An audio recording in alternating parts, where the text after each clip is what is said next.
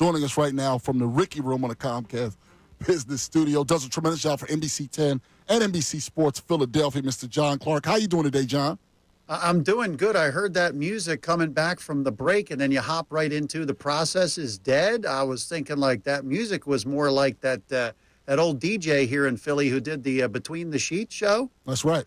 That was the point. That hit hard there with the Process is Hey, stay out of my room. It was a failure. John, let's start with the Eagles. We'll get to the Sixers with you in just a moment as well. Obviously, you talk about all the sports. The Combine's going on. Tough decisions are going to have to be made. You've heard what Howie Roseman's talking about, how young players are going to have to play, and obviously the defensive lineman working out today. If you had to guess, and we're still a couple of months away from the draft, do you think he ends up going defensive line early? You know what? I definitely think so, because you have a big need interior of the defensive line, and then you have a big need, maybe not as big of a need for a pass rusher, but, I mean, remember, with Josh Sweat possibly leaving in free agency, Brandon Graham retiring, you're looking at Nolan Smith and Jalix Hunt. Now, I mean, I completely forgot about him. Bryce Huff, we'll see what he can give you.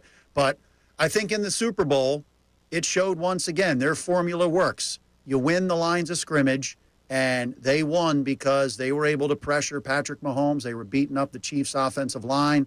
And so I think you got to go getting more pressure on the quarterback with the first or second pick. Hey, John, you know what? When you think about the Eagles right now, you think about they bring in Zack Baun last year, and he had a monster season for them. You think that's a huge priority for them to sign their linebacker? The people I've talked to, that is the number one That's priority. what we're looking for, John.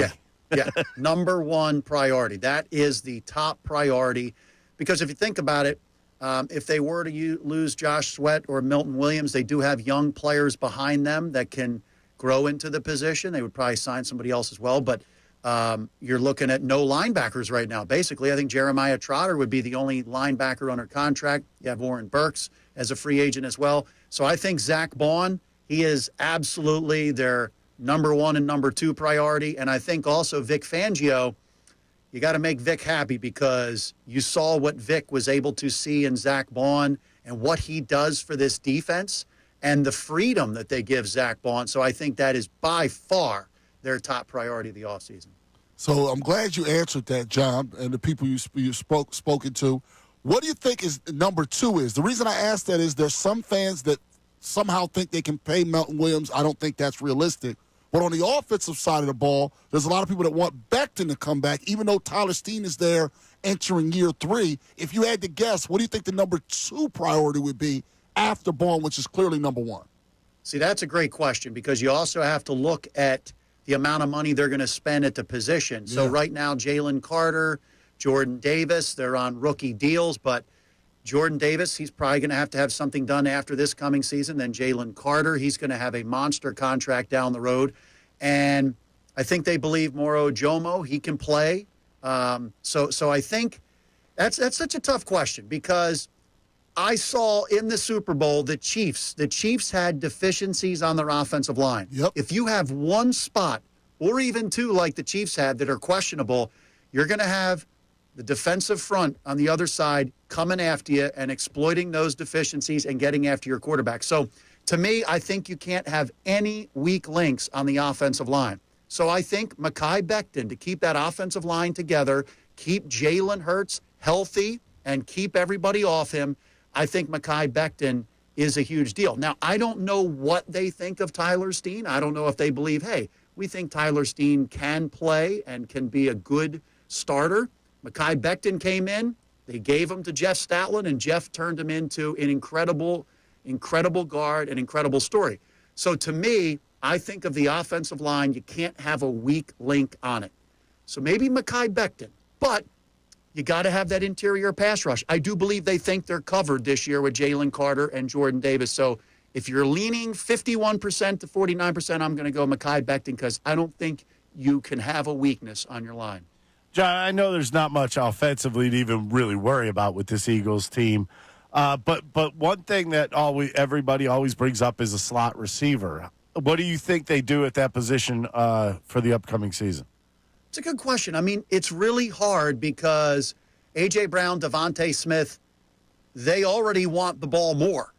So Jahan Dotson is going to get, a throw here or there. He's going to get a catch here or there. But is there really enough of a football to go around for a slot receiver? Because you ran the ball more than probably we thought going into the season. It became Saquon's offense. Then you have Dallas Goedert. So how many opportunities will that slot receiver truly get? So A.J. Brown, Devontae Smith, they both demand the football, and they deserve the football. So I don't know if it's a true necessity, in my opinion, because Dallas Goedert, you saw when he got his opportunities in the playoffs. He was fantastic. So Dallas Goedert needs the ball more. So I don't know if it's a necessity, in my opinion. That's interesting, John. We're speaking with John Clark from NBC 10, NBC Sports Philadelphia, live from the Ricky Room in the Comcast Business Hotline. Switching over to the Sixers.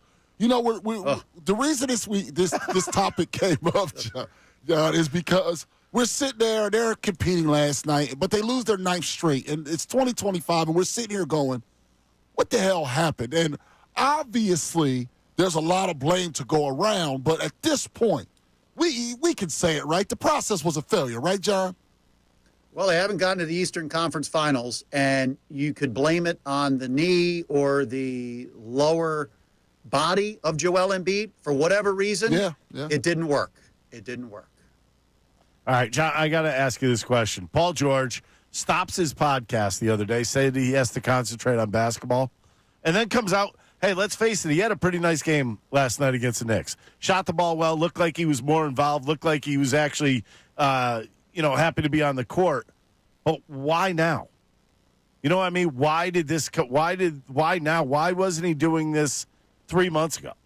Guys love playing at Madison Square Garden. You think that's what it was? Well, I do think he is battling injuries. You see him with the fingers taped up. He's got a tendon issue. It's a bad injury. He's getting shot up. He's getting injections. So I think injuries is part of it. And I do think the whole Joel Embiid injury situation, it's a drag on the team. And so Paul George comes here. I mean, if you think about it, Paul George wanted to stay in L.A., and there was really nobody else in the NBA that could give him the money he was going to get with the Sixers. He didn't really have a choice of where to go to get his money. So he came to Philadelphia. I don't know if he loves it here. And then you come in, and it hasn't worked out with Joel. Joel has been in and out of the lineup the whole time. He's missed 39 games. And it's a drag. It's a drag not knowing every single day. Is he going to play? Is he not going to play? How's he doing? And I think Nick Nurse has used the word vibe a lot. Like, the vibe is completely off because it all starts with the health of Joel Embiid, and none of these guys have done enough to overcome that. So, New York City, people love playing at Madison Square Garden. Good, he dropped the podcast for the rest of the year. I like that he's thinking that way. So let's see if maybe he can continue that. But I just think the vibe with the whole team is off because everything is off. And that's not an excuse. That's almost a reason. And if you're building everything on the health of Joel Embiid, and as we see year after year, once again, he can't stay healthy, that just kind of brings everything else down. And so Tyrese isn't even the same, right? We watched Tyrese. Yeah, he's kind of like been like, I don't have a better word than pouty, like, kind of like down in the dumps. And he probably is going to have to not do that going forward. He might have to grow as a leader in that way. And I'll tell you, he was the one guy, no matter what was going on with anything, he was smiling. Yep. He brought his vibe, and you can tell he's been so upset that they haven't been competitive in some games because he's like, we play for the joy of basketball. We play because we love basketball. We have to be competitive. When you use the word we want to be competitive, we have to be competitive, just to be competitive, that's how bad the situation is. No, you're absolutely right. You've broken his spirit. Yep, you're absolutely right about that, John. Listen, man, we really appreciate you spending some time with us today. You brought it up. Listen, we had to talk to John about it. We had to. Thanks for the insight about both the Eagles and the Sixers today, man, and we'll talk to you soon. We appreciate it. And looking at the calendar, Ricky Bo and everybody, I mean, one week from today. One week from today, Zach Wheeler's on the mound in Washington. 1 week. 1 month. I'm sorry. Month, John. Sorry, come on. I'm skipping ahead. I'm skipping Got you, ahead. John. But you're right. You're One month absolutely today. right. No, we are excited about that. I had a John. 60-degree day yesterday. I was thinking baseball was like Not a right good around. You were Listen, thinking I'll golf, pal. Who you kidding? I'll see you out there, Ricky. All Bobby. right, you man. will. Good. Thanks for joining us, John. That was John Clark on the Comcast Business Hotline. Hey everybody, thanks for watching our YouTube. If you want to help us out, go ahead and like and subscribe for us. If you liked what you saw, go right over here to our playlists and pick out whatever you want to watch.